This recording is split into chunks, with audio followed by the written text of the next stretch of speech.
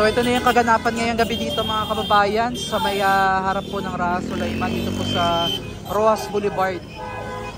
So ayan po yung ating mga kababayang mga nakasasakyan, mga nakamotor. Busina po para po sa pagsugpo dito sa matinding korupsyon dito sa bansang Pilipinas. Ayan no.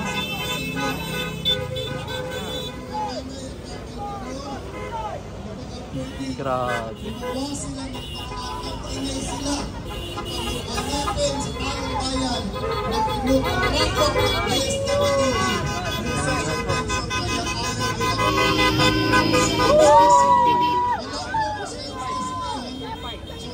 J1 to J10. Nandiyan si General Browner, Vice Chief of Staff J1. Kompleto sila. Ganun tayo makipag-usap sa kanila. Sinong kasama natin? General Romy Pukis, General Pilisardo Simoy, General Kaloy Kita. Palakpakan natin, nandito si General Kita. General Virgilio Garcia, Jose Suarez, Admiral, Colonel Mitral, at saka ako. Anong pinag-usapan? Makinig kayo. Lahat ng problema ng bansa, maliit o malaki, sinabi ni General Romy Pukis sa buong Armed Forces. Lahat ng problema sa gobyerno, sinabi ni General Pilisardo Simoy at ni General Kita. Lahat ng problema sa mga nakaupong politiko, sinabi ni General Virgilio Garcia. At sinabi rin ni Admiral Jose Suarez. Lahat ng galaw ng taong bayan, sinabi ni Colonel Mitral. Ang sinabi ko po ganito, pakinggan nyo mabuti. Mga mahal naming general, wala nang maasahan ang taong bayan sa executive branch. Lalo na walang maasahan ang bayan sa legislative branch, both upper and lower. Sa kanila, sinimot na nila ang kaban ng bayan. Ang problema, ang iba sa ating mga nasa judiciary, nababayaran, wait and see. Ang nakakatakot, hindi naman lahat, pero ang iba sa ating armed forces, tumanggap na rin ng pera kay Martin Romualdez. Sinabi ko po yan. At ang sabi ko sa kanila, kapag wala nang matakbuhan ang taong bayan, mag-aarmas na kami para protektahan yung natitira naming dignidad at yung nag-iisa naming buhay. Anong sagot ni General Browner? Cut naman. Baka sausawan tayo ng ISIS, maging battleground tayo. Ang sagot namin, buti General Browner, alam mo ang mangyayari. Wala din yun. Pero wala tayong sinabi o nanghikayat tayo na lumalabas sa social media, mainstream media, na nanghikayat daw yung mga retired na bumaba na sa pwesto si BBM o supportan, mag-withdraw sila ng support sa gobyerno. Walang ganung napag-usapan. Ang sabi namin sa kanila ganito, ang nagupo sa Commander-in-Chief. Bakit laging sinasabi ng military yung hierarchy sa chain of command? Na kailangan sundin nila yung Commander-in-Chief. Pakingganin yung mabuti para maintindihan nyo paano tayo manalo. Ang Commander-in-Chief, si BBM. Kung hindi dinaya ng Sportmatic, ang nakaupo sa kanya, taong bayan. Agree ba? Okay. Inupo siya ng taong bayan. Commander-in-Chief, ang nagupo, taong bayan. Dapat ang sinusunod ng military, dahil ang nagupo sa Commander-in-Chief, taong bayan, dapat ang sinusunod ng military, taong bayan. Tama! Dahil ang pinanumpa nila ganito, they swore to protect the people. Yes! Tama! And uphold our Constitution. Tama! Yun ang pinanumpan. May pinanumpan pa sila, nabasa natin, nakita natin, narinig natin na they will protect only the President. Wala!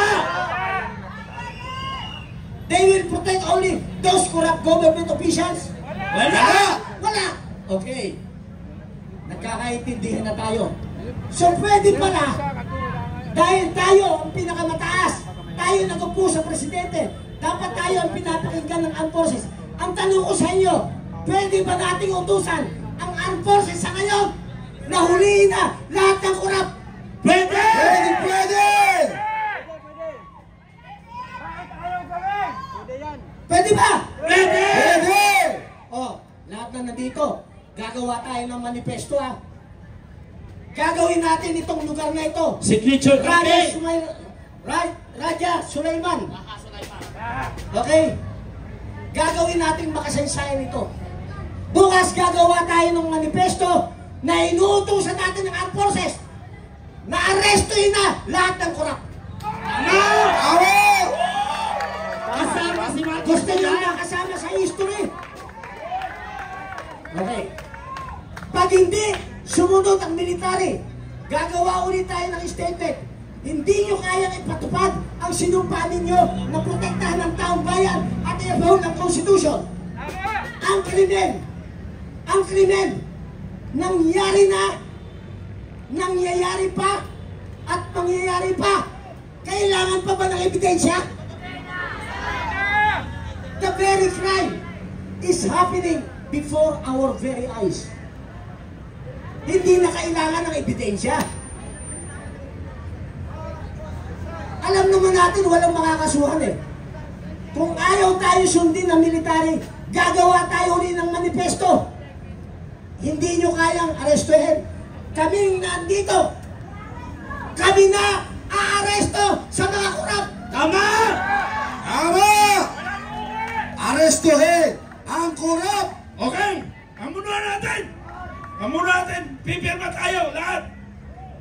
Aarestuhin ba natin? Oh! Aarestuhin ba natin? Arestuhin! Aarestuhin natin ang Pangulo! Arestuhin! Kailangan dumami pa tayo para ma-arrestuhin natin ang Pangulo! Pwede ba? Kaya mga kayo mga nasa bayan, sa bahay ninyo, lumabas kayo at aarestuhin natin ang Pangulo! Mamumuno kami! Pwede! Okay. Ganito, tanong ko, kailangan magkaintindihan tayo eh. Yung gagawin ba natin, legal o illegal? Legal! Good! Ulitin ko ha, yung gagawin ba natin, legal o illegal? Legal! Sino ang aayaw sa gagawin natin? Ang aayaw meron. Sabi ko nga, never tayo mag-unite eh. Ang aayaw sa gagawin natin, yung Dilawan, liberal, Makabayan, black, administrasyon, at yung Western world. Pero gawin natin ito nang walang lihim. Kasi kung ang aksyon natin, hindi natin inililihim, save tayong lahat. Tama! Pag naglilihim tayo, may malaking problema. Nakuha nyo na kung paano tayo mananalo. Sinong sasama sa plano? Taas ang kamay! Ako! Sinong sasama sa plano? Taas ang kamay! Sasama kami! Oh! Sinong hindi sasama? Mga payat yun! Pagod na tayo. Pagod na. Isang buhos na lang. Isang sakripisyo. Tingnan nyo ha. Yung mga OFW, nag-declare na.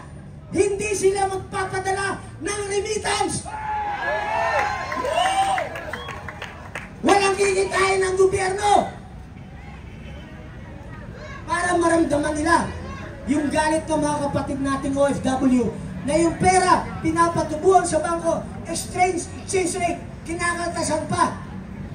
Wala naman na ibabalik sa kanila pag nag-retire. Wala namang integration program. Hikahus pa rin. Pag nagkasakit, wala tumutulong na gobyerno, walang pondo. Hihintayin ba natin na patayin nila tayo lahat? Hindi! Ulitin ko, hintayin ba natin na patayin nila tayong lahat? Hindi! Lalaban tayo! Kayo ang nandito. Alam ko pagod na kayo. Kung pagod kayo, mas pagod kami. Ama! Isang buhos na lang ng paghihirap. Kung mag-a-absent tayo isang linggo, baka pag nanalo tayo, mas magandang trabaho, mas magandang kinabukasan ang haharapin natin. Tama!